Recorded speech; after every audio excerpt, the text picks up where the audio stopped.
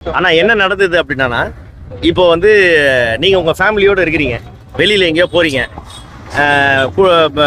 மனைவியோடு இருக்கிறீங்கன்னு வைங்களேன். அந்த சமயத்தில் உங்கள் கூட இருக்கிறவங்கள பற்றியோ இல்லை கூட வந்த பெண்கள் பற்றியோ யாராவது வந்து தவறாகவோ இல்லை வந்து ஒரு கேலி கிண்டலாகவோ இல்லை ஆபாசமாகவோ பேசினா நீங்கள் என்ன பண்ணுவீங்க?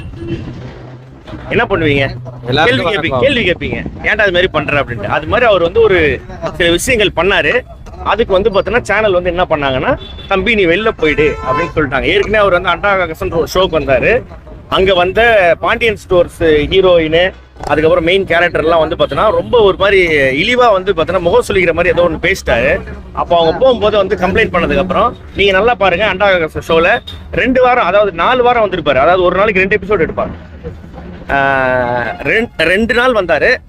அடுத்த வாரத்துலேருந்து அவர் வரல. அப்போலேருந்து அவர் என்ன நினச்சிருக்கிறாருன்னா, நான் தான் அவரை வந்து வேலையை விட்டு தூக்கிட்டேன் அப்படின்னு நினச்சிருக்காரு. நேற்று நடந்ததில் வந்து என்ன அப்படின்னு பார்த்தோன்னா, இவர்கள் வந்து பார்த்தோன்னா இப்போ இது மாதிரியான விஷயம் பண்ணுறான் அப்படின்னோடனே சில பேர் வந்து கேள்வி கேட்டாங்க. அதனால் வந்து பார்த்தோன்னா புகழுக்கு பொறாம, வினோத் வந்து ஏற்கனவே வந்து பார்த்தோன்னா எனக்கு என் மேலே ஏற்கனவே அவருக்கு வந்து பொறாம வந்து இது அப்படின்ற ஒரு விஷயத்தை வந்து அலிகேஷன் வந்து அவர் வைக்கிறாரு.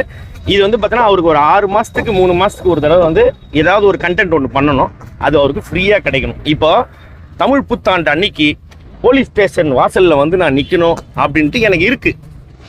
ஏன்னா இது மாதிரி கர்மம் பிடிச்சவனுங்கள்லாம் வந்து பார்த்தோன்னா நம்ம வந்து என்கரேஜ் பண்ணுறோம் அப்படின்றது வந்து பார்த்தோன்னா எனக்கு தோணுது. மற்றவங்களுக்கு தோணுன்னா எனக்கு வந்து சந்தோஷமாக இருக்கும்னு நினைக்கிறேன். அவ்வளோதான்.